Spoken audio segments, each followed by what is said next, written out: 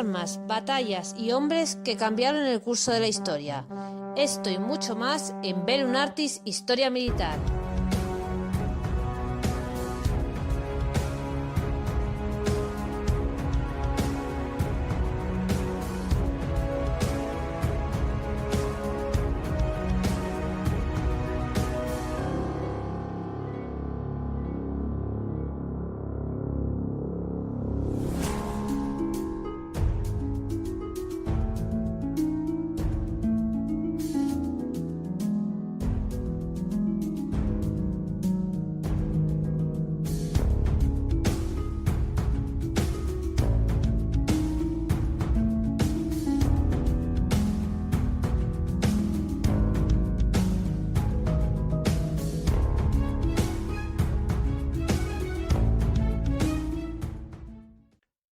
La Segunda Guerra Púnica.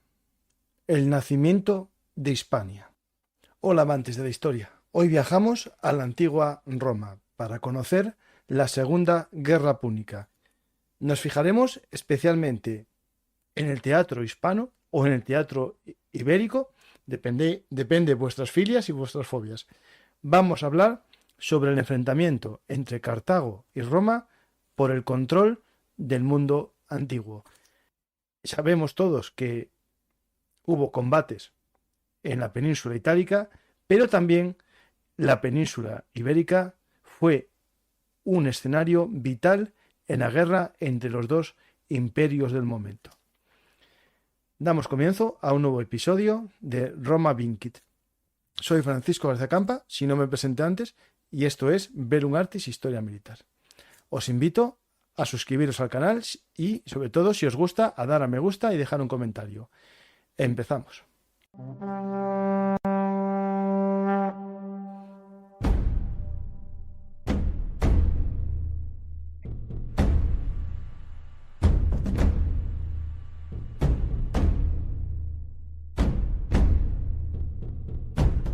Si puede ser que vea yo Ya no, habéis dicho antes.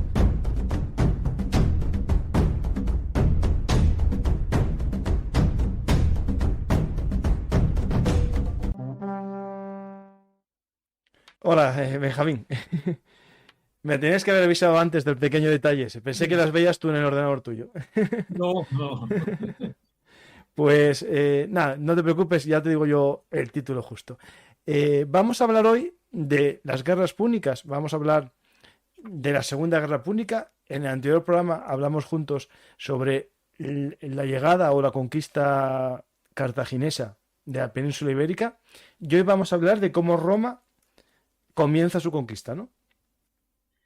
Sí, yo creo que es un punto muy importante porque realmente este enfrentamiento va a ser vital para la historia de Europa, en realidad, porque este choque, lo que es la Segunda Guerra Púnica, realmente va a ser el despegue definitivo ya de lo que vemos luego como el imperialismo romano.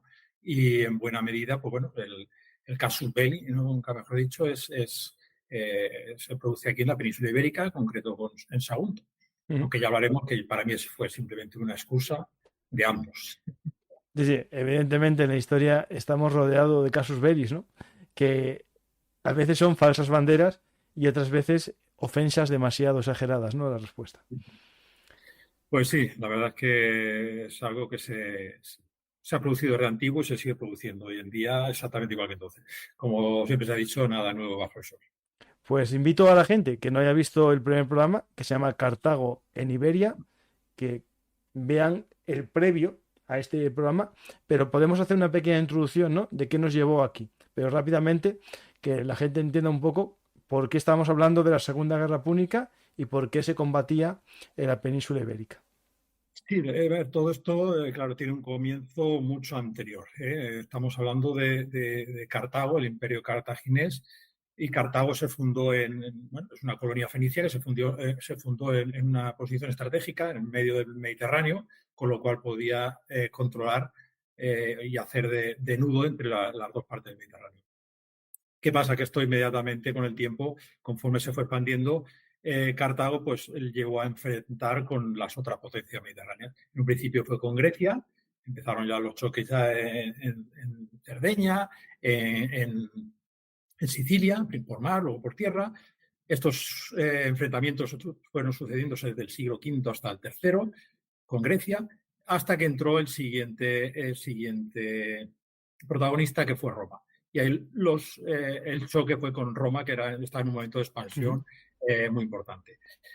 Eso derivó en la Primera Guerra Púnica, que, como sabemos, pues ganó Roma, le puso unas condiciones terribles a Cartago, perdió Sicilia, luego perdió Cerdeña con las malas artes un poquito de Roma, que sabía que no se podía defender. ¿Qué hizo Cartago? Pues intentar buscar lo que había perdido por otro sitio. Había distintas opiniones ahí en el mismo Cartago. Una de las familias más importantes de Janón, pues él quería que esta expansión fuera simplemente por el norte de África, pero estaban los bárquidas, que esos consideraban que era mucho mejor Iberia. Así fue como en el 237 a.C. desembarcaron las fuerzas cartaginesas en Gadir, en Cádiz, y comenzaron una guerra de conquista. Ya no era una simple colonización como habían hecho los fenicios en el subpeninsular, sino era una conquista pura y dura. Empezó Amílcar hasta que murió. Lo sucedió Asdrúbal, que era su cuñado, perdón, su yerno, y a la muerte de este, pues lo sucedió Aníbal, que es el que va a ser protagonista de nuestra historia. Estos generales cartagineses pues fueron un poco combinando la fuerza bruta con la diplomacia. Tanto Asdrúbal como Aníbal se casaron con princesas íberas, en una manera de establecer lazos con las poblaciones locales, y eso, quieras que no, siempre ayuda. ¿Qué pasó? Pues que llegó un momento en que, claro, Roma poco a poco se fue mosqueando. Me mandó una primera embajada. Oye, ¿qué estáis haciendo? No, estamos consiguiendo dinero para pagar la barbaridad que tenemos que pagar de reparación de guerra. Una segunda, que fue cuando se estableció lo que fue el Tratado del Ebro. Y así hasta la tercera, que fue ya cuando se enfrentaba ya, cuando estaba intentando conquistar Sagunto. Pero ¿cómo era el ejército cartaginés? Vamos a hablar un poco por encima. Y después hablaremos ya de los auxiliares, ¿no? Sí, bueno, en esta época eran ya prácticamente, la inmensa mayoría eran fuerzas extranjeras. No eran todos mercenarios, como se suele decir, pero había por una parte estaba lo que era los mandos superiores, que eso sí que eran cartagineses o norteafricanos muy publicitados. Luego teníamos los súbditos, o sea, territorios que habían sido conquistados. Luego teníamos aliados de territorios amigos, digamos, y luego ya los mercenarios como tales. Tenía un ejército complejo, con infantería pesada, infantería ligera, la caballería, tanto ligera como pesada y ligera. Y luego, pues tenían artillería y sus famosos elefantes. Ahí podemos ver un poquito las imágenes. Tenemos pues las espadas que utilizaban, que eran del estilo parecido a las griegas, los chifos y los copis. Utilizaban el arco, que tenemos las típicas puntas de flecha, que aquí le llamamos tipo macalón. Sí, cubo con un pequeño arponcillo lateral. Por supuesto, pues las lanzas utilizaban. Y luego, pues eso, la caballería númida, que era la caballería ligera, y luego la caballería pesada. Los elefantes se utilizaban, que eran un arma más que nada psicológica, porque ya sabemos los problemas que traían, pero vamos, era efectivo, y la prueba está que lo utilizaron durante muchos años, durante siglos, vamos, y los romanos también lo utilizaron, con lo cual no sería muy poco efectivo. Utilizaban también, por supuesto, los escorpios y lo que era la artillería de torsión de la época. Teníamos por una parte las ogibolas, que eran las que lanzaban flechas, y las litobolas, que eran las que lanzaban pues bolos de piedra. Esto ya veremos ahora un poquitín más adelante, cuando conquistan Cartago Nova, pues consiguen un arsenal inmenso de artillería que, por supuesto, luego utilizaron los romanos. Porque en un principio los romanos apenas, cuando llegaron a España, no estaban utilizando apenas la artillería. Aquí, por supuesto, consiguieron un arsenal tremendo.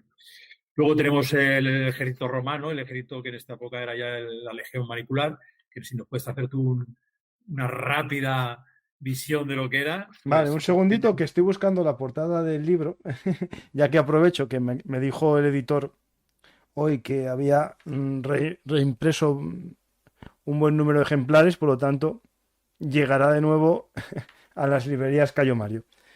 Si alguien no lo tiene, todavía se puede hacer con él. Yo tengo uno aquí, si alguien lo quiere dedicado, todavía se puede hacer con el que tengo en casa.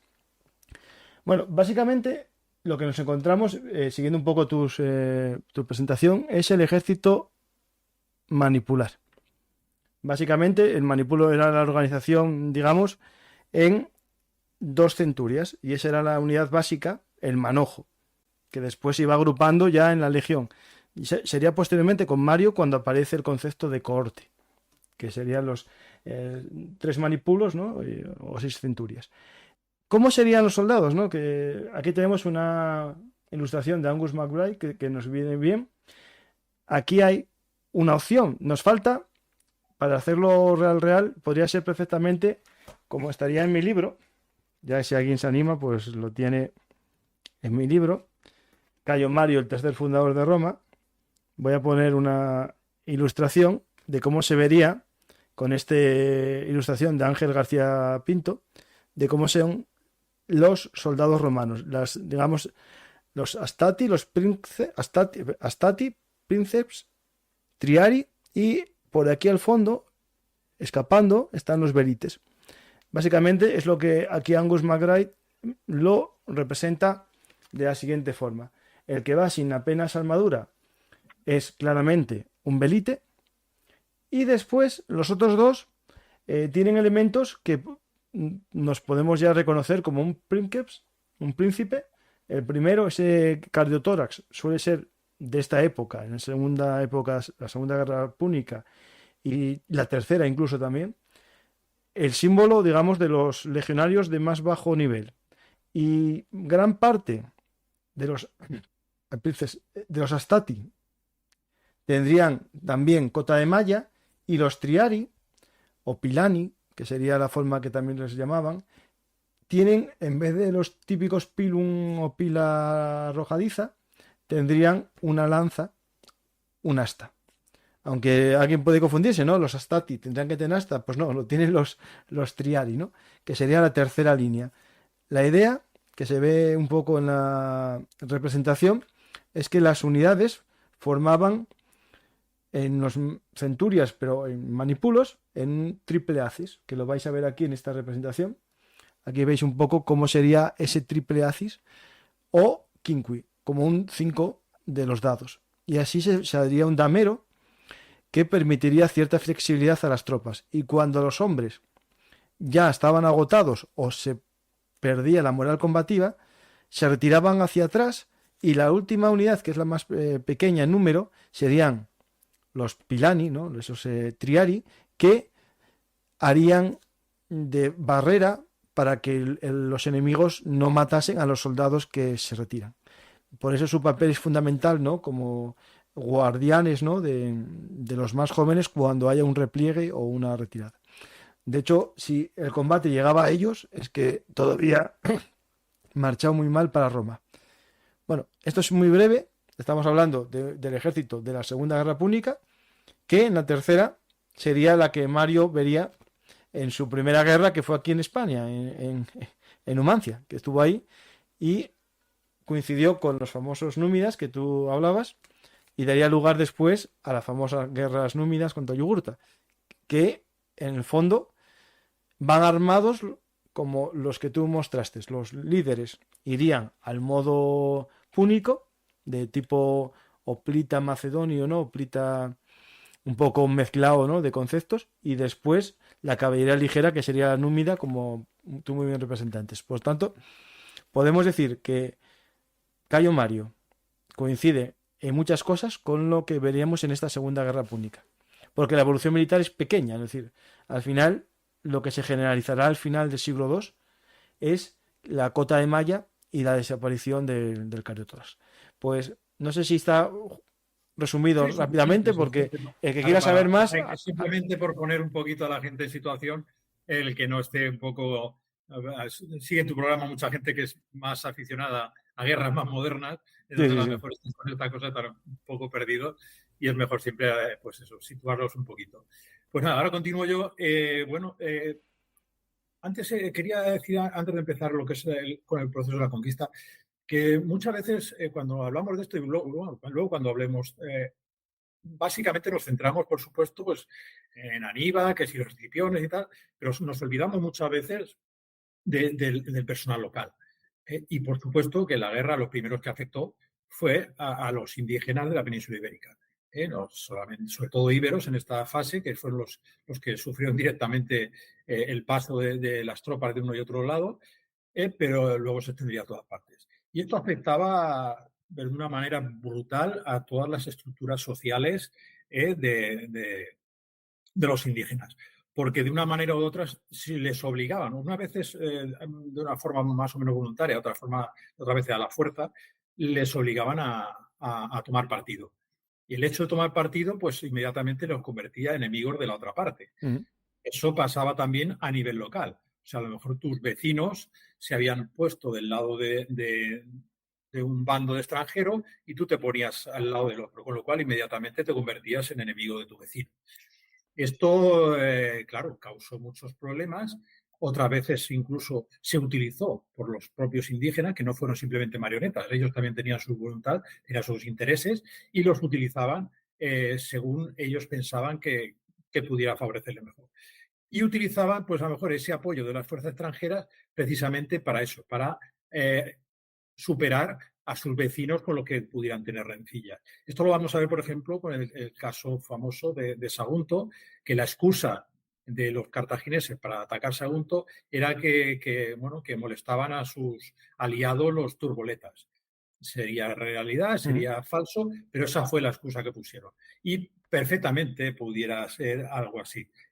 La cuestión es que depende de lo acertado de la elección de esos líderes, porque efectivamente las decisiones no las tomaba el pueblo, lógicamente, las tomaban los líderes de cada comunidad, pues de lo acertado o no de esa elección, pues iba a depender el futuro de esa comunidad, que normalmente al final siempre era la misma, porque claro, cuando te ponías del lado de uno, venían los otros y te daban. Si te ponías del otro, venían, y como la guerra dio tantas vueltas, pues lógicamente siempre había algún momento que estaban en el bando equivocado. Esto también nos hace ver que, por ejemplo, se consiguieron, se llegaron a... Ya lo vimos cuando hablamos sobre la primera presencia cartaginesa en la península, que se llegaban a conseguir confederaciones de pueblos ibéricos en el sentido amplio de toda la península ibérica, enormes. Hablamos, por ejemplo, recordáis cuando hablamos de cuando se unieron baceos, olcades y carpetanos que se enfrentaron a los cartagineses ahí en la batalla del Tajo. Eran cantidades de guerreros inmensas procedentes de lugares muy distantes. Eso implica tener unos canales de información y de comunicación pues muy avanzados para lo que pudiéramos pensar. No eran fáciles, las distancias eran enormes, no era fácil la comunicación. Poder conseguir reunir a tanta gente y hacerla trabajar en el sentido bélico en una misma dirección era muy complicado. Y lo conseguían también los pueblos ibéricos. Con lo cual, eso hay que tenerlo muy en cuenta, es decir, que no eran unos simples monigotes que estaban por ahí y cada uno hacía de ellos lo que querían. También es verdad que estos líderes pues cambiaban muchísimas veces de bando según veían que la cosa les podía interesar o no. También es cierto que muchas veces estaban en un bando de manera obligatoria, con lo cual cuando esa presión disminuía, pues inmediatamente se cambiaban al bando contrario. Lo cual que muchas veces pues, luego pagaban las consecuencias si la cosa volvía a ser como antes. Pero bueno, así sabemos que pasó innumerables veces. Una vez puedes confundirte de bando, dos ya no. Sí, claro.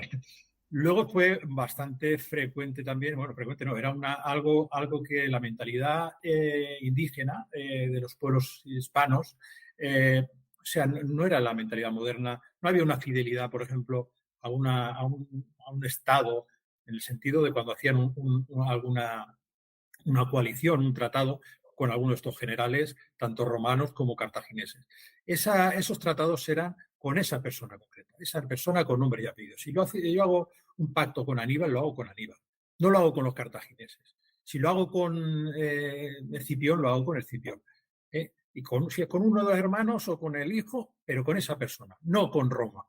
Y eso lo tenemos que tener muy presente y es la base de muchos cambios. Y bueno, luego esto ya hoy no nos llega porque fue más adelante, pero por ejemplo el Indíbil, que fue yo creo que la figura que más veces cambió de bando, rebelarse contra Roma cuando pensó que Escipión había muerto. Porque él el pacto lo tenía con Escipión, no tenía con Roma. Ujú. Entonces eso tenemos que tenerlo en cuenta también. Eh, Muchas veces el problema es que estos cambios de bando, digamos, se producían en un momento un poco delicado. Delicado porque se llegó a pasar en mitad de la batalla. Eso le pasó, lo veremos, en Íbera, a los cartagineses, que tenían ahí una, una formación íbera, que además era mercenario y ocupaban el centro de la formación, y cuando vieron venir a los romanos dieron media vuelta y se largaron. Y evidentemente los cartagineses perdieron. Más adelante lo veremos también que los celtíberos que habían contratado como mercenarios los romanos, pues también les fallaron y causó una gran masacre, digamos, bueno, perecieron los hermanos de Escipión. Una forma también de ayudar en esto. Pues seguimos con eso que estamos en la antena, no, perdonad a la gente. Claro, estábamos hablando bueno, para evitar estos cambios de actitud, sobre todo el hecho de que te dejaran colgado en mitad de una batalla, pues estos ejércitos extranjeros pues tenían sus tácticas. Y una de las más utilizadas, primero por los cartagineses, pero por los romanos también, era la toma de rehenes. Efectivamente. La toma de rehenes era una invitación, invitaban a los familiares de los dirigentes de los pueblos aliados en el caso cartaginés, por ejemplo, pues tanto a Sagunto como a Cartagena, y no precisamente de vacaciones. Bajo esta invitación, por supuesto, era una manera de tenerlos agarrados porque sabían que era muy importante para estos pueblos hispanos lo que era la transmisión de esa, digamos, esa línea familiar.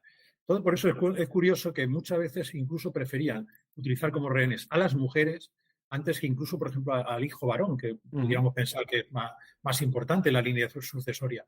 Pues era mucho más frecuente coger hijas, madres de los líderes. Para ellos era, digamos, mucha mayor afrenta incluso el dejar morir a una madre o a una hija porque estaban cortando esa línea sanguínea por donde a ellos les llegaba supuestamente su derecho al mando de su comunidad.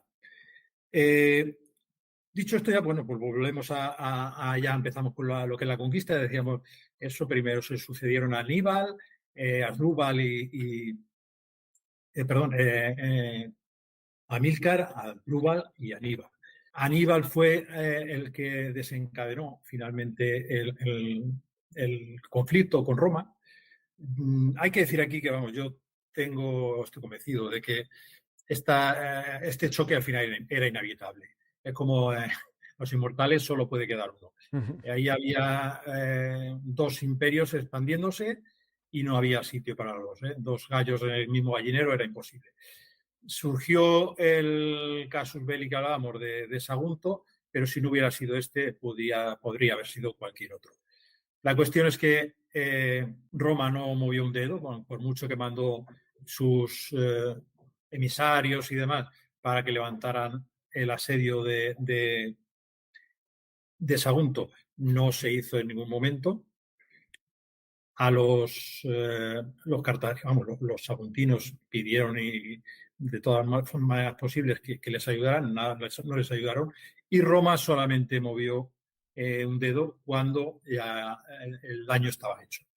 En el momento que Sagunto cayó, Aníbal ni siquiera, bueno, no tenía prisa, se volvió a su cuartel general en Cartagena, en Carjadas, a preparar su campaña, aunque ya yo creo que eso estaba ya más que pensado desde hace mucho tiempo, porque era una operación bastante compleja.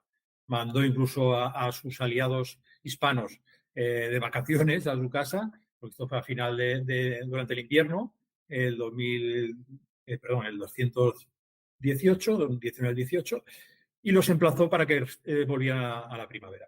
Es curioso porque ellos volvieron, o sea, los hispanos cuando habían quedado en la primavera y en la primavera se presentaron otra vez allí sin saber realmente cuáles eran las intenciones de porque está claro que no le iba a ir pregonando que su intención era cruzar los Alpes. No, porque no se lo creerían tampoco. Entonces, bueno, ellos se presentaron allí sin tener muy claro a qué iban, pero ellos fueron. Ahí él organizó sus fuerzas, como no se fiaba de todo el mundo, pues hizo una selección, algunos los mandó hizo un intercambio con pueblos, o algunos los mandó a África. Es curioso que entre los que mandó eran Olcades y Carpetanos, que recordemos que fueron los que se enfrentaron contra los cartagineses en la batalla del Tajo. Más adelante veremos que cuando empezaron a atravesar los Pirineos, otros 3.000 carpetanos dieron la vuelta, con lo cual él sabía que no era muy de fiar. Pero la cuestión es que él, cuando emprendió la marcha desde Cartagonova, llevaba un ejército tremendo, 90.000 infantes, 12.000 jinetes y los famosos 37 elefantes. Tardó un mes en llegar al Ebro, cruzó el Ebro. Ahora se cree que se ha localizado uno de los pasos del Ebro, porque el Ebro, claro, no es tan fácil de pasar en aquellos momentos como ahora. Y hay que buscar aivados, pero evidentemente hay que conocerlos. Dividió su ejército en tres columnas y por lo menos una puede que sea el Seisaleyes, cerca de Ascó, en el sur de Tarragona, porque ahí se han localizado varias monedas, me parece que podíamos ver alguna, incluso una punta de flecha, la que hablábamos antes, está tipo Macalón. Cuando una vez cruzan el Ebro, no siguen la costa. ¿Por qué no siguen la costa? Porque en la costa tenemos pueblos más favorables, digamos, a Roma, entre otras cosas porque tienen mucho contacto con los griegos de Emporion y de Rhodes, que eso sí que son aliados directos de Roma. ¿Qué hacen? Se separan y suben por el interior de Cataluña, actual Cataluña. Ahí se enfrentan con varios pueblos. Bueno, ahí no estaba muy claro porque ahí nos cita, por ejemplo, que entre los pueblos con los que se tiene que pelear están los ilergetes, los ausetanos, y luego sí, algunos pueblos que están en los Pirineos, andosinos, arenosios y bargusios. Pero el problema es que sabemos que los ilergetes, en aquellos momentos, por Indíbil y demás, eran aliados de Cartago, incluso iban en su ejército ilergetes, con lo cual esto habría que cogerlo un poco con pinzas. Volvió otra vez a hacer un pequeño descanso antes de empezar ya a cruzar los Pirineos. Ahí licenció a los 10.000, que se fiaba menos de ellos, y importante, dejó un contingente bastante importante de 10.000 infantes y 1.000 jinetes con su misión era mantener abiertos esos pasos de los Pirineos para poder facilitar el tránsito tanto de refuerzos de personal como de suministro de todo tipo hacia el ejército que partía. Para avanzar más rápido dejaron todo su bagaje, digamos, personal de los guerreros, los soldados cartagineses, lo dejaron con estos 10.000 con estas 10.000 personas, estos 10.000 guerreros que quedaban ahí. ¿Qué pasa? Que en el momento bueno, es otra cosa que parece que se ha encontrado ya, o el que pudiera ser el campamento donde esperaron y prepararon el viaje, sería en el Molí de Espígol, en Tornabous, en Lleida, que puede ser a Tanagro, la famosa capital de los Ilergetes. Ahí se ha encontrado también, igual que veíamos en el paso del Ebro, se han encontrado ahí decenas de monedas hispano-cartaginesas y es muy posible que ahí estuviera por la coincidencia de tanto de las fechas de las monedas y demás, pudiera estar ese campamento temporal antes de lanzarse a cruzar los Pirineos. ¿Qué pasa? Que ahí ya Roma ya se había enterado de las intenciones que tenía. Entonces, inmediatamente, cuando a la vez que mandaba, que Aníbal ya empezó a cruzar los Pirineos, Publio Escipión salía de Italia con una flota. La intención era cortarle el paso en el Ródano, más que nada porque a la derecha del Ródano pues estaba ya Masalia, que era la principal colonia griega, por supuesto aliada de Roma. Cruzó al final con 50.000, después de haber dejado a unos y haber licenciado a otros. La fuerza con la que cruzó los Pirineos eran 50.000 infantes, 9.000 jinetes y los 37 elefantes, que por supuesto ya decimos que luego, nada más empezar, los 3.000 carpetanos le dieron puerta y lo dejaron tirado. La cuestión es que Publio Escipión llegó tarde. Cuando llegó a Masalia, Aníbal ya había cruzado el Ródano. Mira que tuvo que enfrentarse ahí a algunos pueblos celtas que le entorpecieron el paso, pero consiguió cruzar. Con lo cual ya, al ver que no tenía nada que hacer, dividió sus fuerzas. Él volvió a Italia para intentar cortarle el paso, una vez bajara a la llanura del Po, una vez cruzara los Alpes, y el grueso de su fuerza lo mandó con su hermano Neo a Hispania. ¿Por qué? Porque ya desde el primer momento sabían que Hispania para esta guerra iba a ser primordial, porque sabían que ahí tenían su base de suministros y su fuente de suministros de todo. Entonces era primordial cortar esa fuente. Llegó su hermano, llegó a Emporio, tenía una fuerza, tampoco era ninguna barbaridad, 14.000 infantes, 1.600 jinetes, pero ya desde el primer momento fue a saco. ¿Sabéis? La fuerza que había quedado, ya hablábamos que eran 10.000 de a pie. Se dirigió desde Emporio hacia el sur, llegó a Tarragona y de ahí ya entró hacia el interior a la búsqueda de Janón. Y ahí se produjo la primera batalla, que fue la de Cisa, que pudiera haber también localizado el escenario cerca de Valls, ahí en Tarragona. Por ahí se encontraron sus docenas también de monedas cartaginesas y 14 proyectiles de plomo, de honda. Ahí los cartagineses fueron derrotados completamente, 6.000 muertos y hubo un montón de 2.000 prisioneros, entre ellos al mismo Janón, al general cartaginés, y a Indíbil, el caudillo de los Ilergetes. Esto es importante porque, primero, esta batalla supuso que los cartagineses ya no volvieron a tener una presencia física continuada y real al norte del Ebro, y que, por ejemplo, Indíbil, que era el caudillo más importante de los íberos al norte del Ebro, pues se pasó al bando romano. Un poco forzado, pero no le quedó otro remedio. Ahí vemos que, lo que hablamos antes de los cambios de voluntades, cuando los cartagineses volvieron a tener un poco de fuerza, ¿qué hicieron? Volver a contraatacar. Y lo primero que hicieron que fue atacar a sus antiguos aliados Ilergetes, con lo cual otra vez se volvieron a pasar al bando cartaginés. O sea, ya hemos visto en un momento tres cambios de bando de Indíbil y los Ilergetes. ¿Qué consiguió? Pues que otra vez los romanos atacaran su capital, a Tanagro, y acabaran con ella. Ahí a partir de claro, cada vez digamos que las fuerzas cartaginesas les cuesta más llegar al norte, se tienen que replegar un poco más para abajo, pero aún así intentan.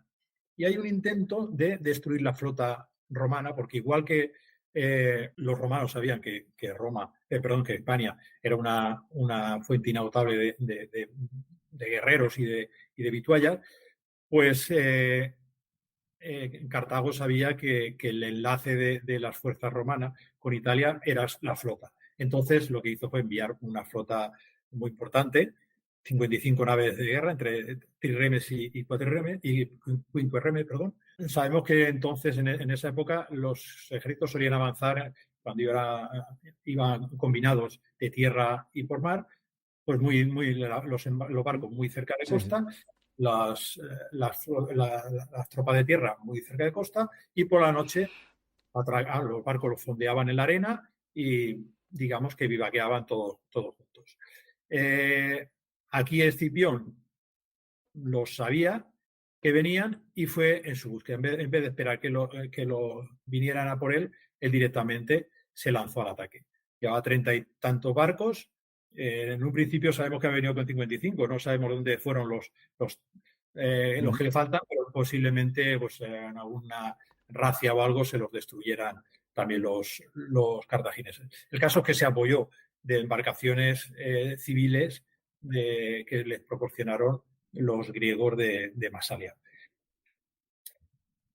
Cuando estuvo ya a la altura más o menos del Ebro, lo que hizo Escipión fue mandar sus embarcaciones, un par de embarcaciones de estas civiles masaliotas, para no levantar sospechas, las mandó como avanzadilla, y cuando vio que estaba la flota fondeada, pues lanzó a toda su flota. Entonces, claro, cuando se dio cuenta ya Asdrúbal, que era el que mandaba ahora las fuerzas, que venían los romanos, pues intentó volver a echar los barcos al agua, pero llegó tarde porque ni los pudo equipar bien, ni de pertrechos, ni de personal. La batalla fue desde el principio favorable a los romanos, que ya en principio le quitaron 2 o 3, le hundieron alguno, y después ya para rematar les arrebataron 19 barcos. Que 19 barcos que no solamente los perdieron los cartagineses, como si se lo hubieran hundido, sino que pasaron a Claro. engrosar la flota romana. Entonces, digamos, un doble efecto. A partir de ahí ya la flota cartaginesa pues perdió buena parte de lo que tenían. Y ahora quiero que veáis, no sé si tienes ahí ese fragmento de cerámica Sí, ibérica. lo estuve poniendo, lo vuelvo a poner, ya está. Sí, es que leí una vez una teoría, no me recuerdo ahora de qué historiador era, pero si te fijas, ahí tenemos 2 barcos. Entre esos 2 barcos tenemos guerreros que se lanzan Ujú. sus jabalinas unos a otros. O sea, es una Y batalla no, hay naval. arcos también, sí. No, no es un No, no, arco arco. realmente. No, no. Parece, pero no. Pero luego tenemos una persona que, si vemos, no está en el barco, sino que está en tierra. Pero Sí, está sí. en tierra y está lanzando sus jabalinas contra el barco. Es decir, tenemos 2 embarcaciones Que que es un luchan. escudo, claro, no es un arco, es un Claro, escudo, sí. tenemos 2 embarcaciones que luchan en el mar y otro que está en tierra a tiro es un poco exagerado, de jabalina. ¿A qué nos recuerda esa imagen? Sí, esta batalla con componentes terrestres, claro. A la batalla que acabamos de hablar. Ujú. Entonces, es curioso, es una teoría, ¿no? Es imposible de probar esto, pero no deja de ser curioso porque es una escena además única. Hay muy poquitas escenas donde aparezcan barcos en la pintura ibérica, y que esta escena coincida tanto, porque además no tienen aspecto ibérico, si os fijáis, no tienen aspecto ibérico los guerreros, y que coincida de esa manera con esa batalla, pues no deja de ser cuando menos curioso. Bueno, esta batalla fue muy importante también porque dio mucho ánimo a los romanos, que lo estaban pasando mal en Italia. Entonces, mandaron refuerzos a Gneo Escipión, y vinieron al mando de su hermano Publio. Ahí ya tuvieron otro enfrentamiento que fue en Íbera, ahí también en el sur de Cataluña, cerca de Tarraco. Y ahí es donde pasó lo que os contábamos antes. Los mercenarios íberos estaban en el centro de la formación. En el momento que la cosa empezó a apretarse un poco, salieron desbandada, y pues la masacre fue tremenda para los cartagineses. Fue una batalla, una derrota total. Poco a poco se fueron animando los romanos, fueron bajando más al sur, llegaron de nuevo a Sagunto. Y ahí, bueno, ahí nos cuentan las fuentes una historia un poco peliculera, la verdad, de cómo un tal Avilux, sería un nativo, un íbero, y de un plan, lo que hablamos antes, de los que jugaban con doble baraja Ujú. y con cartas marcadas, ¿no? Pues ideó un plan, le dijo a los cartagineses que, bueno, que él se comprometía a conseguir llevar los rehenes que tenían ahí, rehenes de las que hablábamos antes, de familias poderosas, entregárselas a sus familias para que atraerlos hacia el bando cartaginés para que vieran la confianza que tenían en ellos. Los cartagineses, que tampoco tenían mucho donde elegir, porque veían que venían los romanos y no estarían para muchas fiestas, estuvieron de acuerdo. Y lo que hizo este prenda fue, cuando una vez tuvo los rehenes consigo, llevárselos a los romanos y entregárselos a Escipión, a los escipiones, con lo cual él quedaba como Dios con ellos y los romanos pues encantados porque efectivamente liberaron a esos rehenes y se atrajeron a su causa pues a un montón de pueblos que decimos que Claro, porque eran nuevos rehenes ahora. claro, estaban encabronados con los cartagineses que les habían cogido a sus familiares. Ya cuando poco a poco, claro, ellos fueron cogiendo confianza, cada vez tenían más facilidad para moverse. Los cartagineses pues, se fueron retirando hacia el sur. Esa facilidad, digamos, que tenían para moverse también les facilitaba a los romanos la captación de nuevos guerreros, de mercenarios y de aliados, de tal modo que consiguieron contratar 25.000 celtíberos como mercenarios. Claro, esto ya estábamos hablando de una fuerza considerable. Con esa ellos ya se vieron, casi se vieron demasiado fuertes. No sin casi, porque con el resultado es que se vieron demasiado fuertes, más de lo que era. La cuestión es que bajaron. Normalmente los cartagineses tenían sus ejércitos divididos en tres. De esa manera, digamos, ocupaban tres ejércitos importantes, no eran cualquier cosa.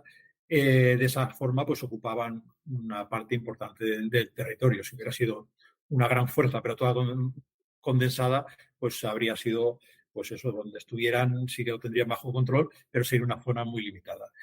Entonces, normalmente estaban divididos entre tres. ¿Qué pasa? Que los romanos, lo que hablamos antes de estas redes de información y demás, se enteraron de que estaban muy próximos los tres ejércitos y tomaron la temeraria decisión de atacar a los tres ejércitos a la vez, considerando que así, pues, de un golpe, pues liberaría toda Hispania. Encima, no solo eso, sino cuando llegaron supieron que había dos de estos generales estaban, por ejemplo, estaban Asdrúbal por un lado y Magón, y estaban con un ejército, habían unido sus dos ejércitos en uno, y el tercero que estaba Asdrúbal Giscón, que estaba a 5 días de marcha de donde estaban los otros. Cuando los romanos llegaron, no se les ocurre otra cosa que dividir su ejército a su vez en dos. Digamos, la mayor parte de las fuerzas se las llevó Publio para atacar a los dos ejércitos que estaban juntos, cartagineses, mientras que Neo se quedó con una parte pequeña de legionarios más los 25.000 celtíberos mercenarios. Claro, los cartagineses no eran tontos. Cuando en el momento que vio que había tantos cartagineses, tantos celtíberos, ¿qué hizo?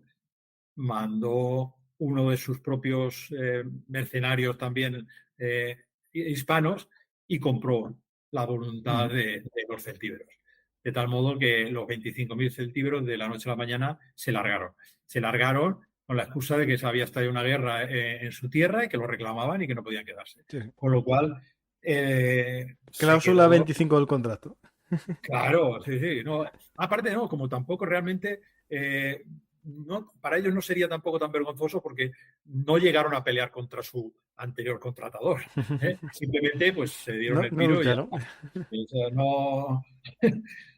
La cuestión es que fue, claro, el resultado fue desastroso. Para empeorar las cosas, el Publio, que era el que llevaba la mayor parte de las fuerzas y se iba a enfrentar con los dos ejércitos, se entera de que nuestro amigo Indíbil otra vez bajaba desde el norte del Ebro con 7.500 suesetanos. Este es un detalle que a los historiadores llama la atención porque Indíbil era ilergete y los suesetanos era otro pueblo íbero que estaba en la zona de ahora que es Aragón, pero que tradicionalmente no era más bien enemigo Entonces llama la atención que un caudillo ilergete viaje con 7.500 suesetanos. Bueno, si les pago bien. Sí, bueno, pero no deja de ser curioso. La cuestión es que lo que pensó Publio, digo, si les dejo que se junten con estos, aquí no tenemos nada que hacer. Con lo cual, voy por la noche a abandonar el campamento, voy, les doy leña y vuelvo otra vez al campamento sin que se enteren los cartagineses. Pero claro, tampoco eran tontos, la policía no es tonta.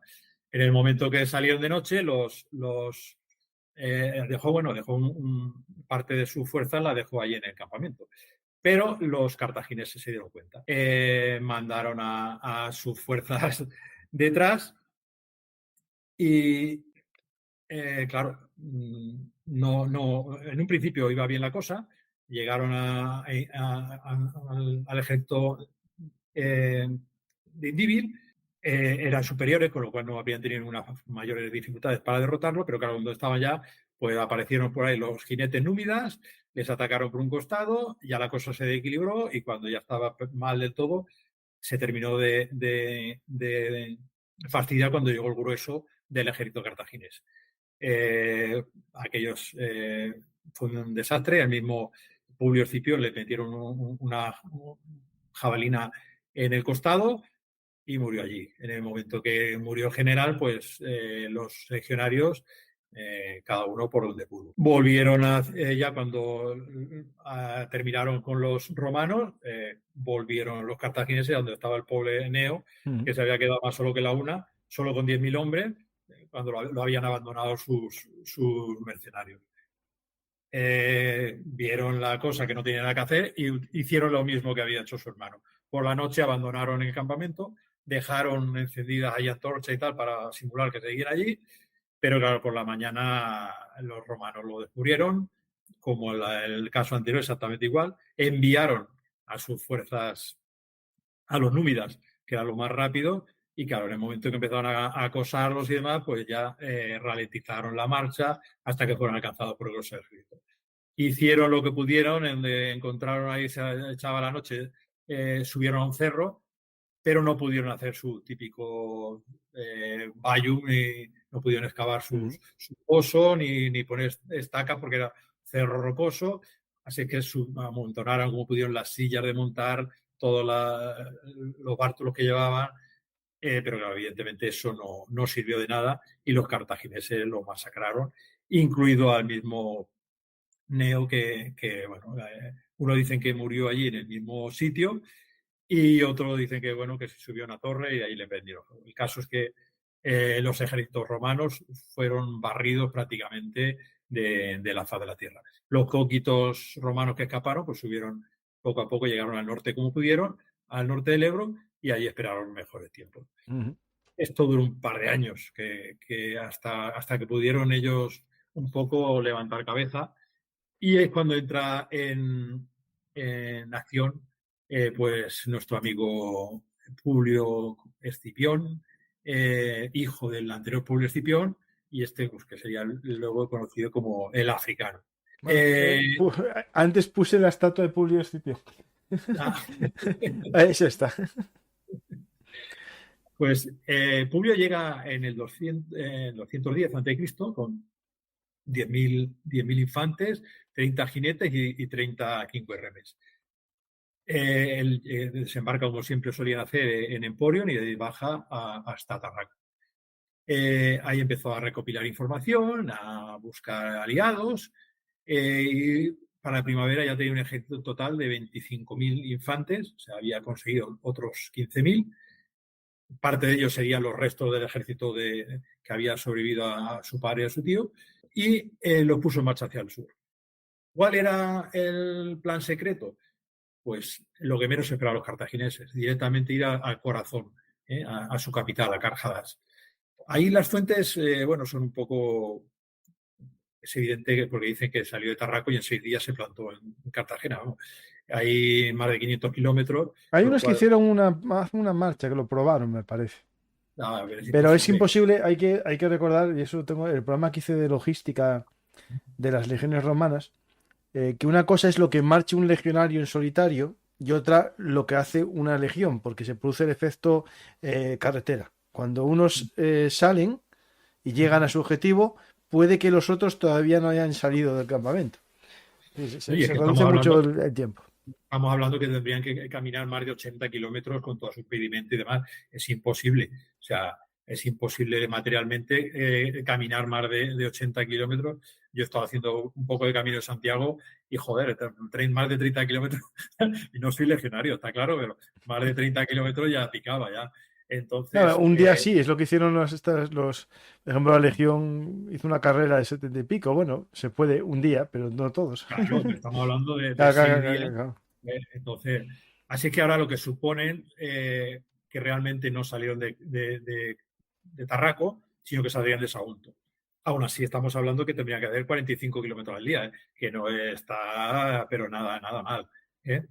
La cuestión que sí que es cierto que era vital la velocidad, porque en aquellos momentos los tres ejércitos que hablábamos antes de los cartagineses, había uno que estaba en los territorios de los conios, que era pues por allá, bueno, justo en el extremo sur del Algarve portugués. Otro estaba en la Lusitania, también estaba lejos, pero había un tercero que estaba en Carpetania, o sea, que estaba en todo el centro de la península. Ese igual en 10 días se plantaba en Cartago. Con lo cual, tenían que ir darse prisa, no solamente en el viaje, sino en lo que es el asalto a la ciudad, porque, claro, ahí no, en el momento que se tiraron unos días, tenían ya ahí al ejército cartaginés a sus espaldas. Sí, que no se puede hacer un largo asedio, sino más bien un asalto. No, claro, entonces eso lo tenía claro. Por eso hay que tener muy en cuenta de que esto estaba muy estudiado de antes, no fue a... Él tenía claro que podía expugnarlo en un máximo de 2 o 3 días. Si no, no se habría atrevido, pienso yo. La cuestión es que él avanzaba, y por supuesto, como hablamos antes, con su flota pareja por el mar, que ya imagino que los legionarios cuando fueran caminando esas etapas de 40 y tantos kilómetros desearían ir en los barquitos, aunque tuvieran que darle a los remos, pero el caso es que se plantaron en Cartagena, en la actual Cartagena, en esos 6 días supuestamente, y directamente conforme llegaron, ella tenía muy claro lo que iba a hacer.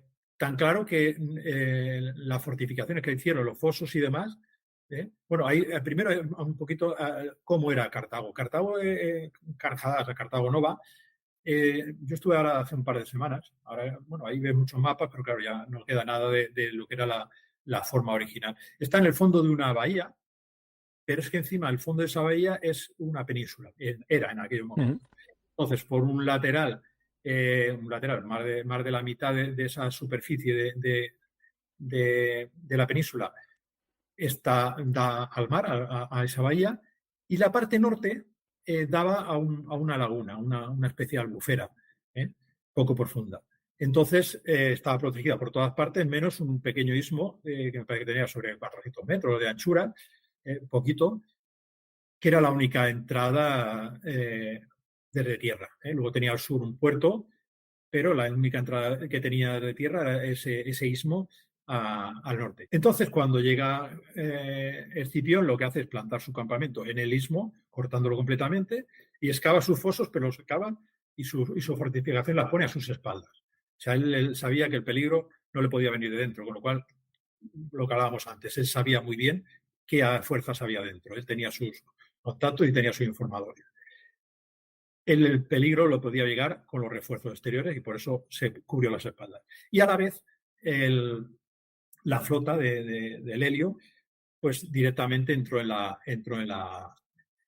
bahía y se posicionó ya en la parte, digamos, del puerto.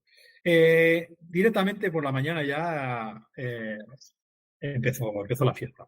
En el interior de Carjadas había muy pocos soldados.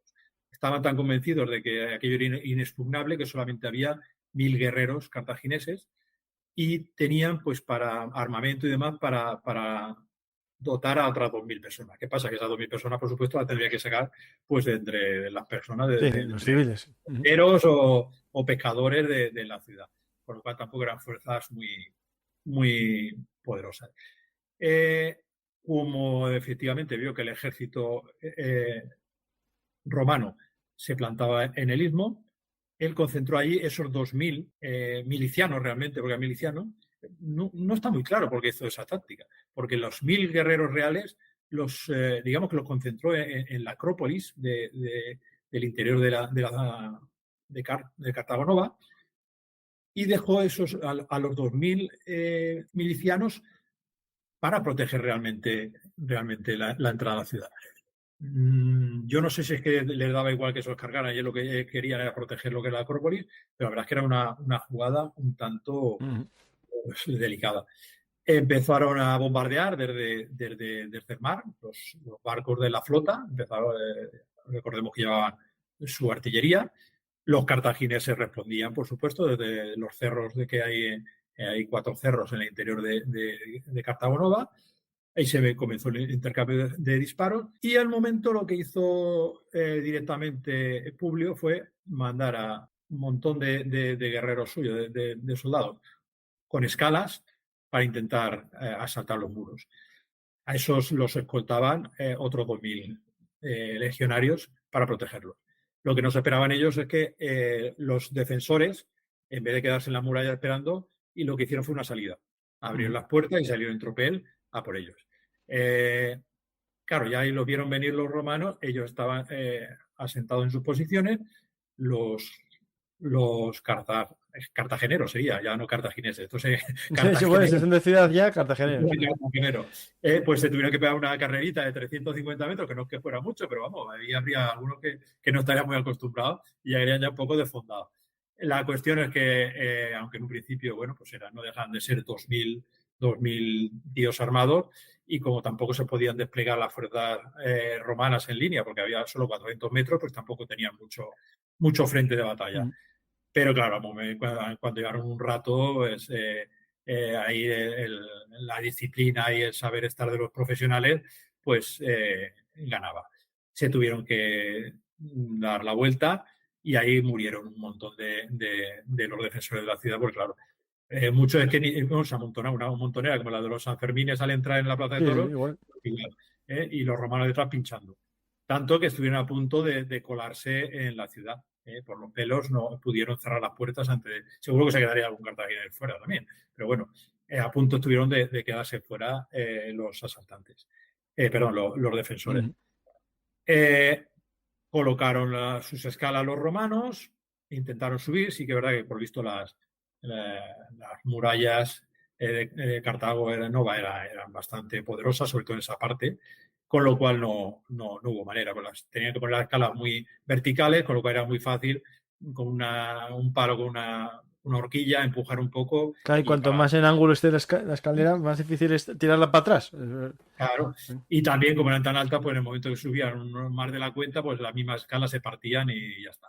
Con lo cual, la famosa corona muralis que premiaba al primero que subía a la muralla, pues ahí, como en tantos precios, se quedó desierto. La cuestión es que, bueno, ya estuvieron bastantes horas atacando, se retiraron los romanos, y cuando ya los cartageneros pensaban que la cosa había pasado, pues en el momento que se hizo de noche, empezó otro ataque. Este ataque realmente era una maniobra de distracción, porque ahí venía la parte interesante, que es la que tanto quebradero de cabeza ha dado a los historiadores, porque es evidente que eso ya lo traía pensado ya.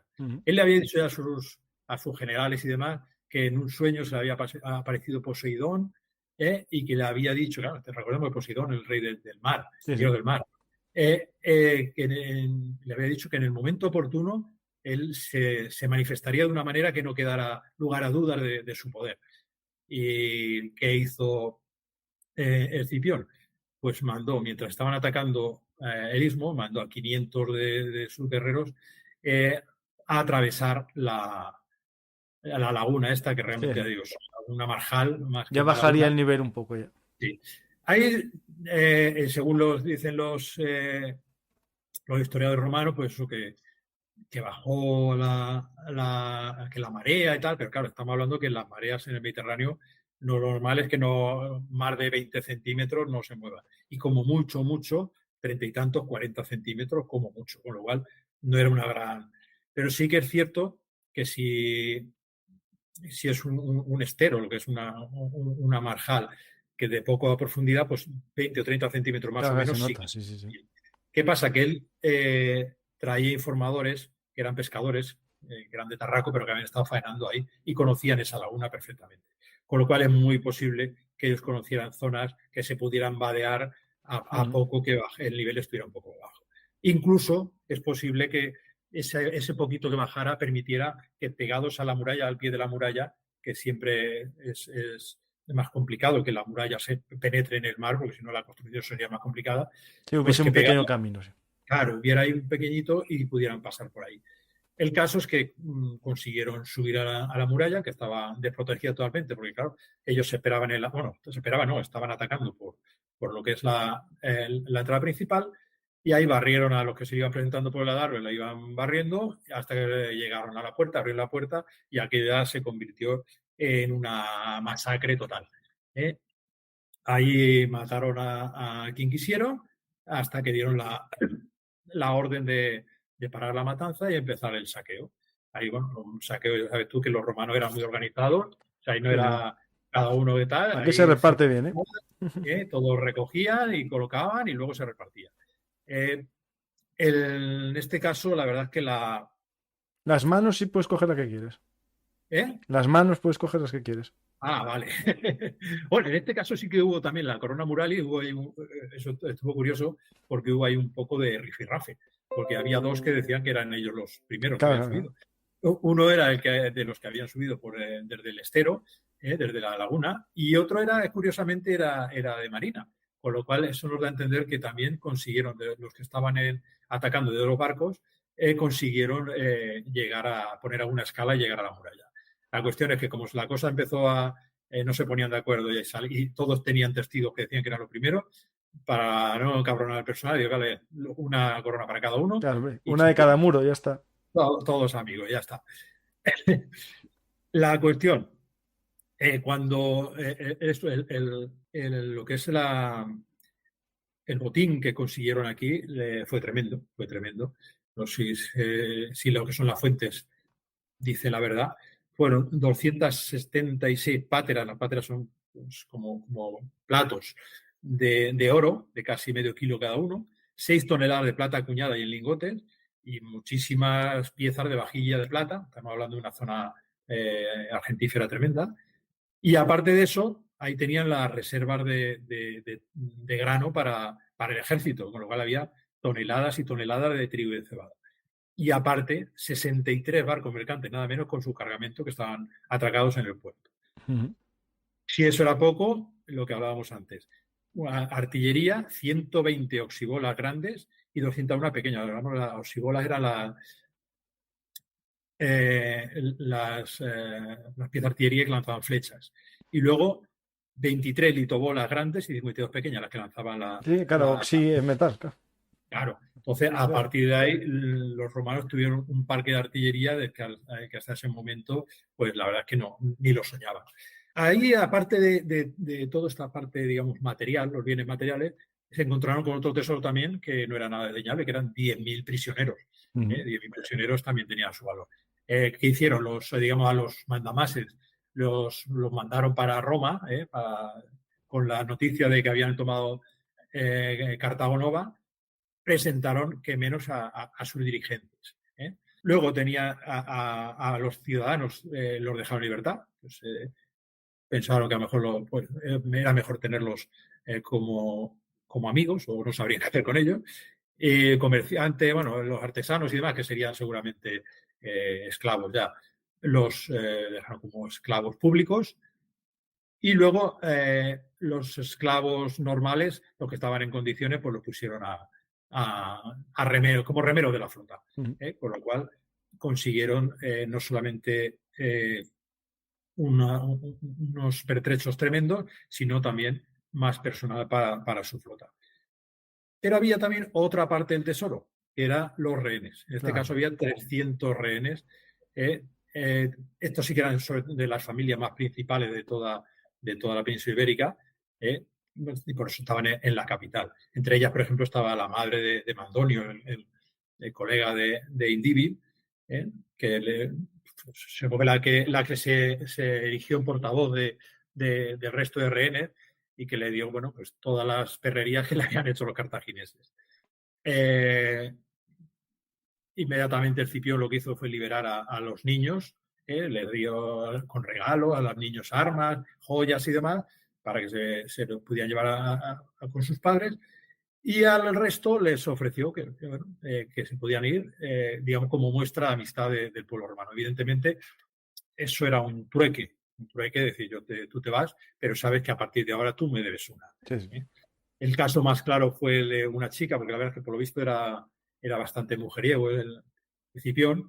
Le presentaron a una chica, la más guapa que encontraron los soldados, y digo, mira, vamos a congraciarnos aquí con el general y llevamos a la chica a la más mona. Y él, bueno, pues, esto un poco peliculero también, de no, el gesto, no. Esto no puedo hacer esto porque yo soy vuestro general, y la puso en libertad además, y era la prometida de un príncipe celtíbero, la Lucio, y lo que hablábamos antes. En agradecimiento por liberarla, él se presentó con 1.400 jinetes celtíberos que se pusieron a las órdenes de Escipión. O sea que, vale, no eran liberaciones porque sí, sino que tenían un objetivo muy, muy, muy determinado. Con esto el golpe fue tremendo para los cartagineses, porque ya no solamente era perder su base con todo lo que contenía, sino todo el entorno de Carhadas, de Cartago Nova. Ahí había unas minas de plata impresionantes, que luego los romanos estuvieron durante mucho tiempo explotándolas. Había salinas, había campos de esparto que eran imprescindibles, entonces, tanto para la armada como para un montón de usos del ejército. Entonces, el golpe fue tremendo. Intentaron a continuación, porque claro, lo pensaban ahí los romanos, y bueno, ahora va a intentar Asdrúbal unirse a su hermano y tenemos que cortar el paso como podamos. Mandaron su ejército otra vez, Escipión, contra él, la famosa batalla de Écula. Ahí ha habido mucha propaganda romana, esta batalla, porque, claro, el problema que tenemos siempre con estas cosas es que conocemos la historia por los vencedores. Claro, los cartagineses sabemos que llevaban por lo menos 2 historiadores con ellos, historiadores griegos, pero no ha quedado absolutamente nada de lo que escribieron. Entonces, la batalla de Écula, que por cierto se localizó en el Cerro de la Sabaca, en Santo Tomé, en Jaén, ahí, bueno, están casi convencidos. Es el ejemplo más claro aquí en España de la arqueología del campo de batalla, porque se ha podido seguir siguiendo los restos de las tachuelas de las Caligae, pues se han podido seguir los movimientos de las tropas romanas, sobre todo. La cuestión, cuando Asdrúbal se enteró de que venían los ejércitos romanos, pues se fortificó en un cerro, tenía como 2 terrazas, la parte superior puso sus mejores fuerzas y en la terraza inferior colocó a los aliados. Cuando llegaron los romanos y atacaron, pues, primero hicieron alguna escaramuza y tal, intentando, yo creo que más que buscando realmente el combate, lo que trataba Escipión era de conocer bien el terreno, la disposición de las fuerzas y demás. Cuando ya lo tuvo claro, pues lanzó un ataque, lanzó a sus velites a atacar, aguantaron como pudieron el chaparrón ahí de dardos y de ondas que se han encontrado a millares ahí en esa zona. Y cuando aún así consiguieron, iban avanzando los velites, subiendo aquella cuesta, Asdrúbal colocó a su fuerza ya en el borde de esa terraza, porque ahora van a lanzar ya a los Astati y detrás viene el grueso de la fuerza. ¿Qué pasa? Que la treta que utilizó ahí Escipión fue dividir sus fuerzas en dos columnas, que lo que hicieron fue rodear el cerro y atacar por los 2 costados. Y pillaron desprevenido a los cartagineses. Claro, esto te lo venden como una gran victoria romana y demás, pero no sería tal victoria cuando a Asdrúbal le dio tiempo a salir de allí con la práctica totalidad de su ejército, incluidos los elefantes, que no se mueven en 10 minutos. Y no solo eso, sino que de ahí fueron directamente hacia el norte atravesaron los Pirineos, atravesaron los Alpes y llegaron a Italia. Sí, Con sí, lo no cual, había profundidad en las defensas romanas, ¿no? no fue tal derrota como tal, porque, ya digo, ni siquiera se atrevió a cortarles el paso cuando los tenía allí. Entonces, bueno, se vendió como una gran victoria que no fue. Tampoco le sirvió de mucho a pobre Adrúbal, porque fue llegar a Italia y en la primera batalla, en la de Metauro, se lo cargaron, por lo cual tampoco pudo ayudar a Aníbal. ¿eh? Aquí se ve en el mapa como la flecha esa morada, un poco azulada, morada, es la de Asdrúbal. Bueno, aún así, ahora al mando quedó un tal Janón y Magón, que quedaron allí en el sur de la península ibérica. Aún contrataron 9.000 celtíberos más, pero en el momento que Escipión se enteró de que tal, pues fueron otra vez a por ellos. Aquí es curioso porque nos cuentan las fuentes que el campamento estaban juntos pero no revueltos. Estaban los cartagineses por un lado en dos campamentos diferentes, un campamento los cartagineses y en otro los celtíberos. Y aquí un dato que es muy curioso y a tener en cuenta. Claro, los romanos dicen, bueno, vamos primero por los celtíberos, primero porque tenían su campamento bastante mal protegido. Entonces, vamos primero por unos y luego por otros. Cuando atacaron, estos celtíberos no salieron a sin ton ni son, sino que ellos colocaron su infantería delante con sus lanzas y digamos, en formación. Dice que, bueno, cuando llegaron los romanos, es que lo hicieron exactamente igual. O sea, lo llegaron los legionarios, lanzaron sus pilas contra las fuerzas, en este caso celtíberas. Los celtíberos se agacharon tras sus escudos, protegiéndose. Cuando dejaron de caerle la pila, ellos se levantaron, lanzaron sus jabalinas contra los romanos hicieron lo mismo, se agacharon y aguantaron el chaparrón. Y cuando todos se hubieran lanzado lo que tenían que lanzar, al combate a espada. A espada. Con lo cual, ¿qué quiere decir esto? Estamos hablando que eran 9.000 celtíberos que acababan de contratar los cartagineses. No habían recibido todavía. Sí, que digamos que estaban acostumbrados a la formación más o menos cerrada. Esa era una gente que sabía lo que era la lucha en formación. No era un montón de desgarbados que cogían y tiraban la lanza como podían tirar piedras. Ahí está claro que ellos sabían lo que estaban haciendo. Aún así, los romanos pues, consiguieron la victoria, que para algo eran los profesionales, y Magón se pudo escapar y Janón, que había venido hacía 4 días con refuerzos, pues lo trincaron los romanos y se lo llevaron de regalo a Roma. Las cosas iban de mal en peor, las cosas en Italia iban mal y aquí iban de mal en peor. Giscón, que veíamos antes, que era uno de los generales que se había escapado, consiguió reunir ya un esfuerzo ya desesperado, ya engadir un ejército de 70.000 hombres, que está bien. Y los escipiones, Escipión no se esperó a que consiguieran movilizar ese ejército. Fue la batalla de Ilipa, que es de las más conocidas también de la guerra, de esta guerra. Buscaban los dos.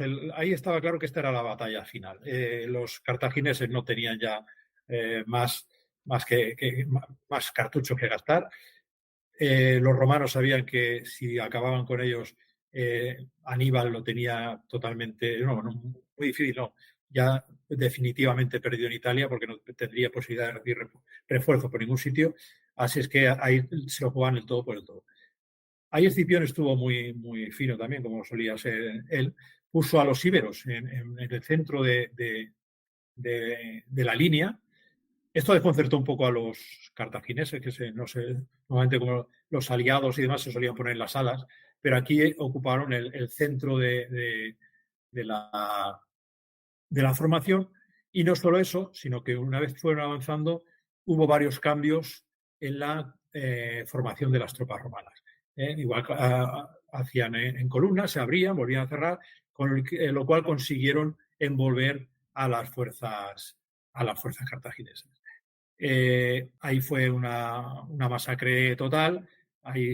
Aunque duró horas, pero ahí había hecho otra cosa también en Escipión bastante inteligente, que había tenido ya la noche anterior, había avisado a su gente y antes de que amaneciera sus guerreros y sus soldados estaban ya bien desayunados y preparados. Ujú. Con lo cual pillaron a los cartagineses en ayunas y me parece que era en pleno verano en Sevilla, pues Pues eso. con lo cual No sé si peor en verano después de comer en Sevilla. por lo que es, a la que llevaban unas horas, pues los cartagineses, los pobres, ya no podían con su alma. El desastre fue total, salieron cada uno como pudieron, ya directamente mandaron emisarios a Gadir para que les mandaran barcos para evacuarlos y se refugiaron en Gadir y ahí estuvieron hasta que capitularon y la guerra acabó completamente. En el 206, si mal no recuerdo, en Hispania y aunque ya duró un poco más en Italia, la suerte ya estaba completamente echada. Y está claro que, bueno, pues en esta victoria tuvieron muchísimo, muchísimo que ver los ejércitos hispanos. ¿eh? Tuvieron que ver mucho en los dos bandos, pero evidentemente en el que ganó también. Si no hubieran tenido estos refuerzos de íberos y celtíberos, es muy difícil, sobre todo íberos, es muy, muy difícil que hubieran conseguido la victoria tal como hicieron. Sí, sí. Y esto es todo. Si tenéis alguna duda o alguna pregunta, aquí estoy yo. Ahí vamos. No sé ni qué hora es. No, no, pronto, muy bien de tiempo, ¿no? Ideal. Estos Bien, bien. programas a mí de esta duración son los que yo quiero. Pues, Benjamín, muchas gracias. Y una cosa, cuando hablé de los romanos, creo que me lié. Dije Astati, Princeps y Triari, y después hablé primero de los Princeps. Un fallito técnico, pero bueno, yo creo que me equivoqué. Si es así, pido perdón. Rectificación de ratas. O fe de ratas. Pues vamos a ver las preguntas, Benjamín. Y mientras Vamos. tanto, la gente que quiera saber más puede leer tu libro Guerreros de Iberia, publicado por Esfera de los Libros, en el que nos basamos para hacer los programas de íberos y celtíberos. Y también, en el fondo, tiene que ver todo con este contexto. Y no me puedo olvidar jamás del libro, del programa que hicimos juntos sobre fenicios en guerra, que es el único que hay sobre esa especialidad. Que de hecho voy a buscarlo ahora mientras la gente hace preguntas. Voy a poner la portada de Fenicios en Guerra. Y a ver qué preguntas hay. Fenicios en armas, aquí está. Pues vamos a ver preguntas. Hay poquitas. El que quiera hacer alguna pregunta, que aproveche ahora o se acaba el tiempo. ¿Se podía haber mantenido un status quo entre Roma y Cartago o la guerra era inevitable? Yo creo que era inevitable. Lo hablábamos antes. A ver, eran dos estados imperialistas por naturaleza. Ellos buscaban la expansión.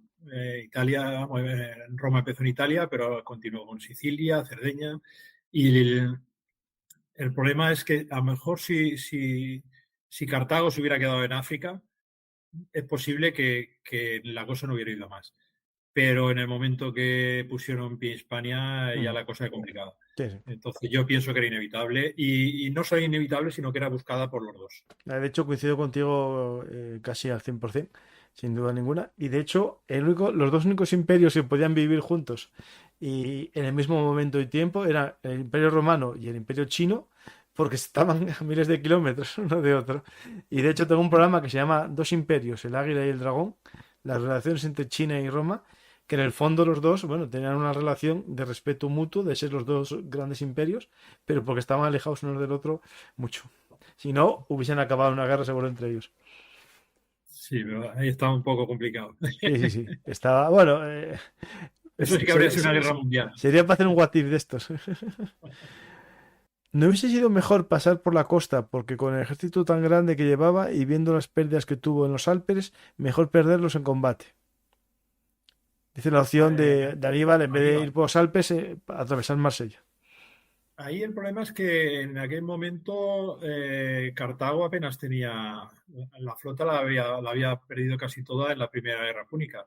Tenían flota, pero todavía era muy floja. Ellos estaban construyendo barcos a marcha forzada, pero le habría sido imposible trasladar un ejército de ese tamaño en barco. Yo imagino que también se le pasaría por la cabeza. Pero es más, pienso yo que sería más fácil sorprenderlos por mar que por tierra.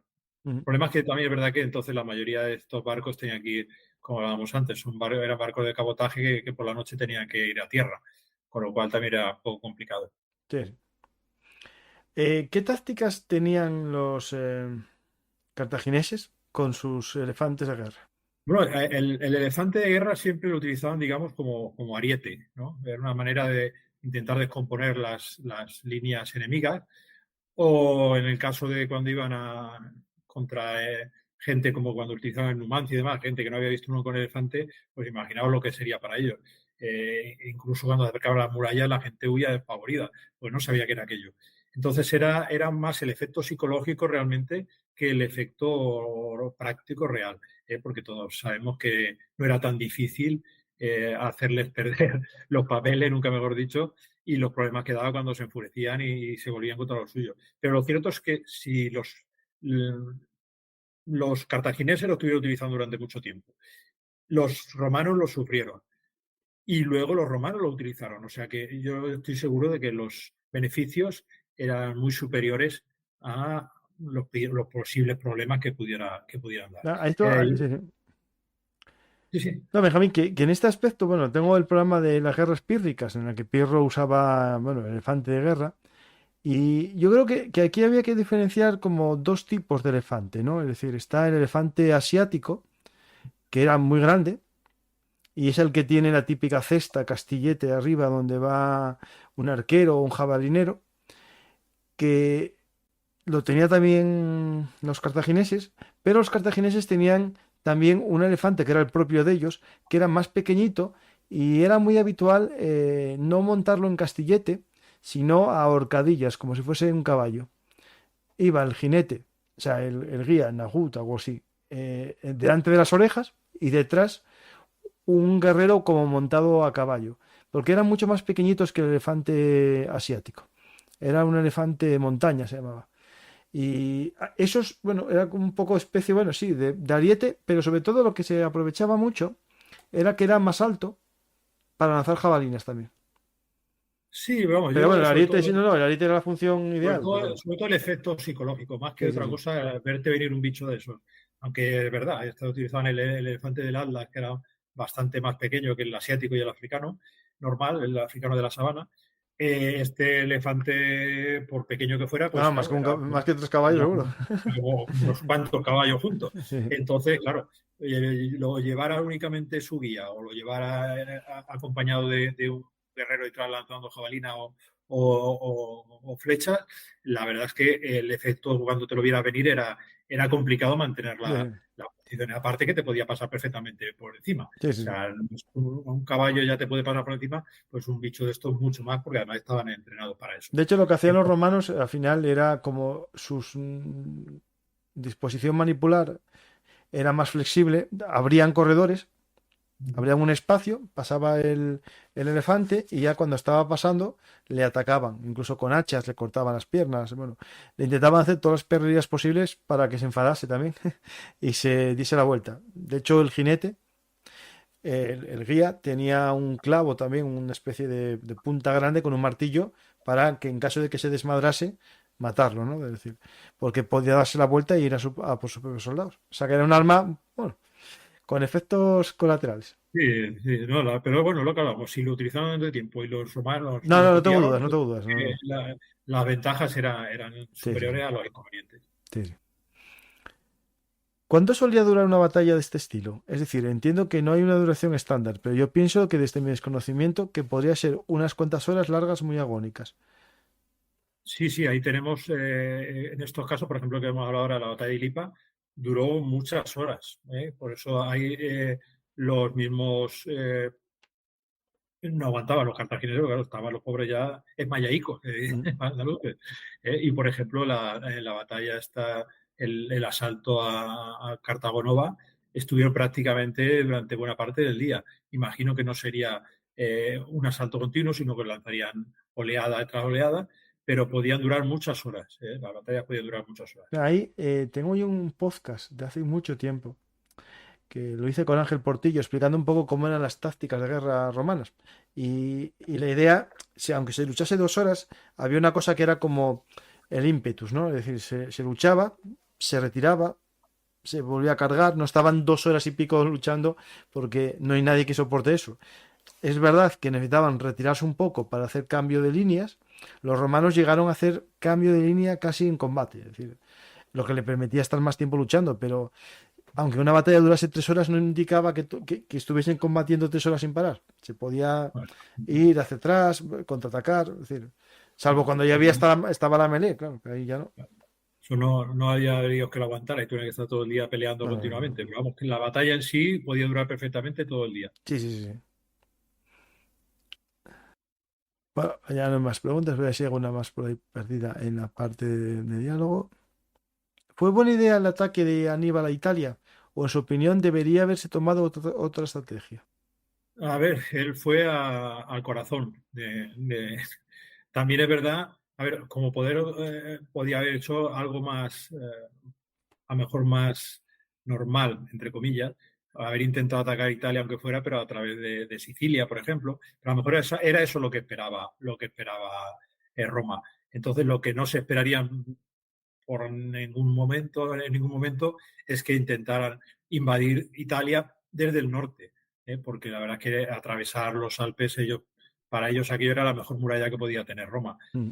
Atravesar aquello para ellos era impensable con un ejército, a ver, no era lo mismo ir 10 o 15 personas que un ejército de importancia que tenía que ser para intentar invadir Roma. ¿Fue buena idea, mala idea? No fue mala, teniendo en No, cuenta no, que porque estuvo a punto de conseguir ganar, porque hubo un momento que Roma estuvo contra las cuerdas. Entonces, no fue mala idea, fue una operación muy osada y muy bien planificada realmente, aunque finalmente no le salió bien. Pero bueno, ahí estuvo, que todavía no tiene muy claro, hay muchas teorías de mm, no por qué no atacó atacar Roma. Mm. Roma. Sus razones tendría cuando la verdad es que Hombre, se Aníbal era muy encontraría buen débil, me imagino. estratega. Sí, él vería que no tenía la potencia O suficiente, porque artillería, él era muy buen estratega, con lo cual sus razones tendría. No tomaría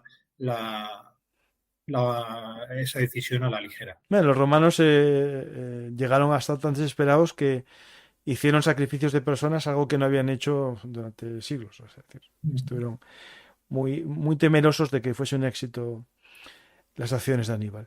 Pues, Benjamín, muchas gracias como siempre. Espero que vuelvas. Yo más a acabar, Nosotros veremos fecha para la siguiente. Piensa un poco en qué tema se me quieres van a hablar. acabar los temas, no sé, se me van No, a de la acabar los antigüedad temas. hace mucho. Ahí te queda. Por ejemplo, Numancia, nos queda mucho, ¿no? Hay muchas historias. O algún pueblo así menos conocido. Piensa y seguro que tienes algo ahí en tus libros. Pues muchas gracias, Benjamín. A la gente le animo a leer tus libros, que busquen en tu página web, benjamincollado.com. Voy a ponerla ahora la página para que la gente. Uy, aquí está. La tenía puesta aquí y ya, como ando, aquí está, que la tengo. Ahí, benjamincollado.com. Ahí están, bueno, tus libros. Y también el que se quiera hacer con ellos, puse un enlace de compra en la descripción del programa. Por lo tanto, podéis ver todos los libros que tiene de historia antigua Benjamín y también una novela que acabas de sacar muy Oh, sí. distinta, ¿no? Que no tiene nada que ver con... No, oye, también la recomiendo porque está teniendo mucho éxito, está gustando mucho, es una novela de intriga en clave de humor actual y la gente se lo está pasando pipa, la gente le está gustando mucho, yo estoy encantado. Los secretos de San Acacio, ¿no? Exacto. No solo de Ibero vive el hombre. No, justo.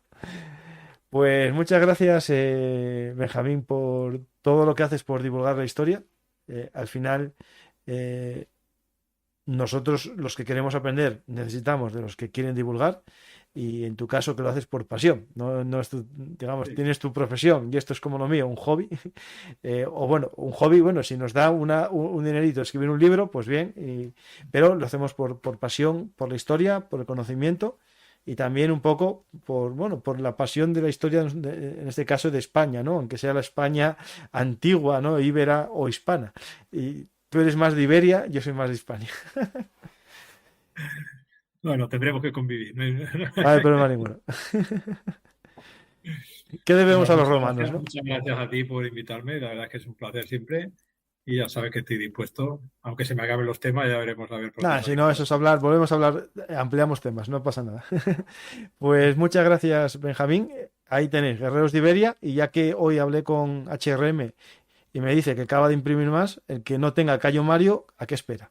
Cayo Mario, el tercer fundador de Roma, que tiene mucho que ver no con la Segunda Guerra Púnica, sino con las consecuencias de la tercera y un personaje, familia de estos, Escipión Africano el Menor, numantino, que fue amigo de Cayo Mario, su primer jefe, en la guerra de Numancia. Por lo tanto, yo siempre conecto puntos para hablar de mi Cayo Mario. Pues muchas gracias a todos. Benjamín, gracias. Si quieres decir algo al Gracias, público Juan. como despedida. No, simplemente que, bueno, que aquí estoy yo para lo que necesitéis. Cualquier duda o cualquier consulta, no hace falta en los programas, en mis redes sociales, podéis preguntar sobre cualquier tema sobre los que trato, que no tengo ningún problema en contestaros lo que haga falta, sin ningún problema. No, que nadie tenga, "Ay, a ver si me va". No, encantado de resolver dudas sobre la época que me afecta, claro. No me preguntéis a mí de la guerra de Ucrania, que de eso no tengo ni idea. Se aprende todo en 4 días. Te pones a ver los programas de Belum Artis de actualidad militar y, si no estás suscrito, suscríbete a Belum Artis, actualidad militar y geopolítica. Pues muchas gracias a ti, Benjamín, y gracias a todos los que estáis en el directo, a los que nos escucháis en diferido, tanto aquí en YouTube o en iVoox. Espero que os haya gustado este programa, este viaje a la antigüedad, para conocer el nacimiento de Hispania. La llegada de los Escipión es el comienzo, ¿no?, de la romana, de la Roma en Iberia, de la Hispania romana y de la conquista, que también España fue conquistada y es el fruto de la mezcla de ganadores y perdedores de esta guerra de conquista de Roma. Muchas gracias a todos y hasta la próxima historia hablada aquí en Belum Artis, Historia Militar. Si os ha gustado, darle a me gusta, dejar un comentario y suscribiros al canal si sois nuevos. Y si sois habituales de Belum Artis, no os olvidéis de Belum Artis, Actualidad Militar y Geopolítica, que muchos de vosotros no estáis suscritos. ¿A qué esperáis? Hasta la próxima historia hablada y dejad comentarios para que Benjamín os responda alguna pregunta. Gracias y hasta la próxima. Gracias.